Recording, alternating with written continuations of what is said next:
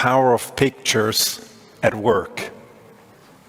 How can you visualize what you think, what you know, and make that accessible for others to improve collaboration? I have been obsessed with this question for 30 years, in 20 books, in 200 articles, in more than dozens of experiments. And what I found are amazing benefits that happen when you draw, when you use visualization software, when you sketch, when you doodle. You boost your creativity, you improve collaboration and communication, have better conflicts. And you also improve your decision quality when you visualize the information that you have. But what I also found was that many of us don't use the potential of visualization at all. We stick to old ways of presenting, of discussing. Can I ask you this? Who among you still loves standard presentation slides with bullet points? Who loves to sit through that? Okay, we have 4 people.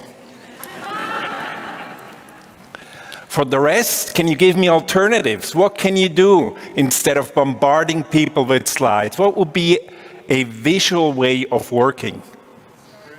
Storytelling, what else? Prezi, yes. Sketching, what else? Mind mapping. Whiteboard, right? There are many ways. When you invite people to visualize with you, to co-create, what you're actually doing, and this is the first of many visual metaphors to come, you're sort of laying out a mini red carpet to invite them to shine. It's also a red thread that the conversation has when you invite others to visualize with you. So what I'd like to share in the next 5 to 6 minutes with you are 3 practices that help you to invite others to visualize together. But first, can I take you back just a minute to my very first high-stake presentation, not as a university professor, but in my former life as a consultant. A client had asked us to analyze if they should enter a new multi-billion market.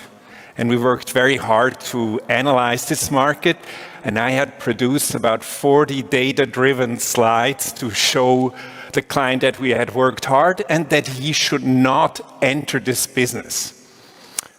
Just as I was ready to go and bombard the client with those slides, my then boss said, "Martin, take a seat, hold your horses."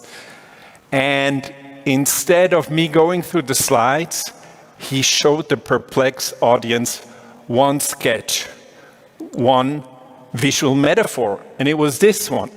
It was a fortress built on sand. This guy had just summarized all of my 40 slides in a single image, because he was right. This new market was like a fortress, very hard to conquer because of patent shields, economies of scale contracts. And it was not even worth conquering. It was sinking into the sand, so to speak, because the technology was being replaced by another one. And of course, the client then asked about details like the patent analysis I had done or the contracts and so forth. And I could show finally my slide with that analysis. But this leading with a visual metaphor really changed the dynamics of the conversation. It was much more collaborative. First, the overview with this visual metaphor, and then the details on demand. And I realized it's all about a conversation. It's much better this way.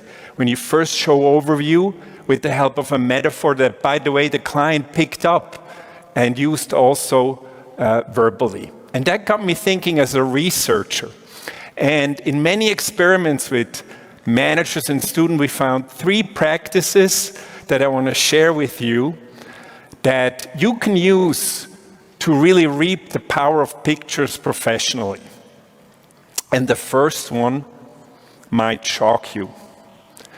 especially the design aficionados among you.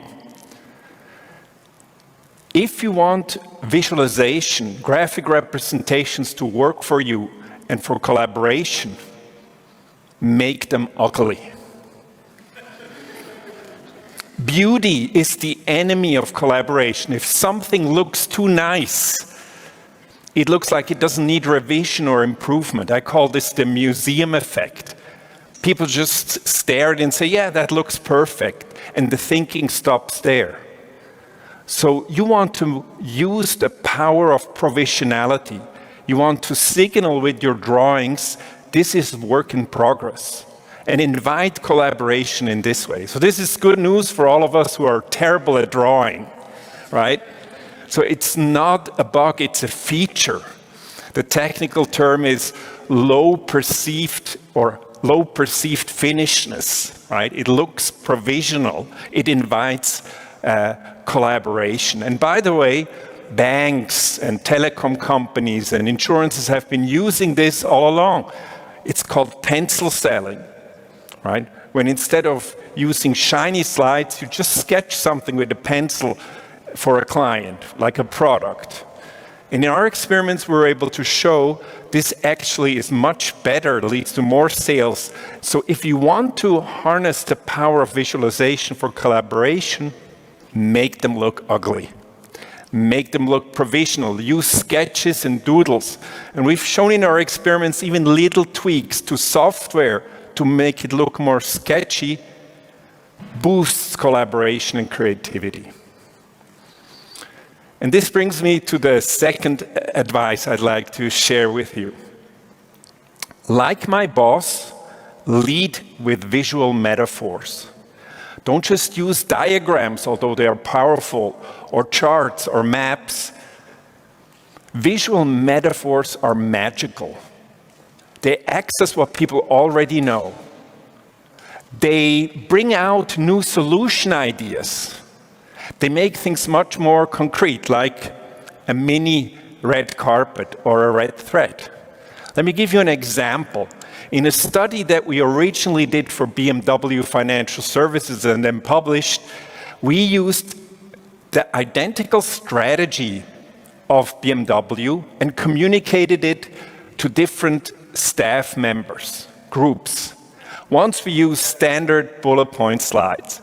Then we used a diagram. And for the third group, we used the mountain trail visual metaphor with the same content as the other two. And guess what? For the group where we visualized through the mountain trail the strategy, not only did they remember a lot more later on, they were also much more motivated to implement the strategy. Now, I've never met a metaphor I didn't like, but clearly not all metaphors are equally well suited.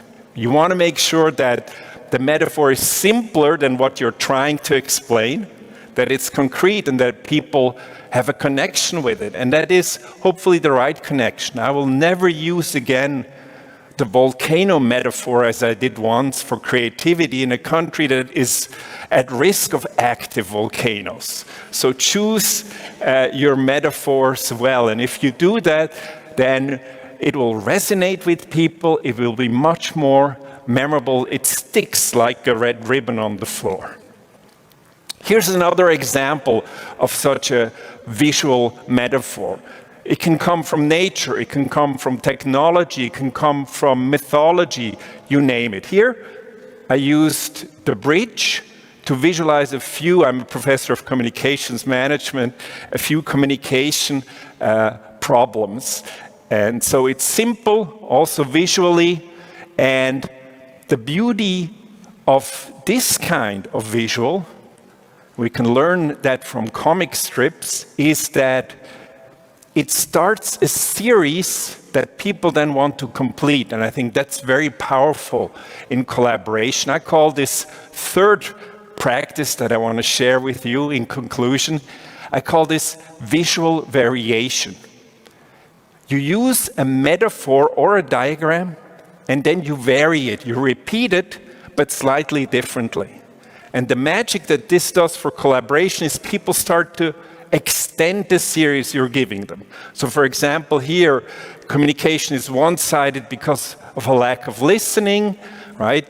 A one-way street, or the bridge is not aligned, there's misunderstandings, or it's too full, the too many messages crowd out the key message, and people automatically think of other communication problems through the metaphor of the bridge, like one car going off the bridge, maybe because the person is too emotional, right? Or the bridge being shaky, maybe because there's no trust in the relationship. Visual metaphors spark the imagination, especially if they come in a series of images. This is, by the way, a very empirically validated theory. It's called variation theory. And it basically says that you do not understand anything until you understand it in more than one way. And so, if you ask me for advice how to make visuals more part of your everyday work, I would say start a series, start a simple image. It doesn't have to be sophisticated, and invite others to build on that. Here is my final example for that. As a university professor, we often advise students, and many of our students still have this stereotypical career path in mind that it only goes upward in terms of salary or hierarchy. And I drew this visual variation to invite them to think about alternative career trajectories. So the career doesn't have to be linear. In fact, I find, I don't know how about you, that the most intriguing careers are often non-linear, are different than this upward staircase model. So in conclusion, go forth and visualize or vanish, use the power of pictures, and when you do that, you will see it boosts your creativity, it improves decisions, especially if you use images that signal that they're work in progress, that invite others, like a red carpet to shine together, to co-create something new together. Especially if you don't just rely on abstract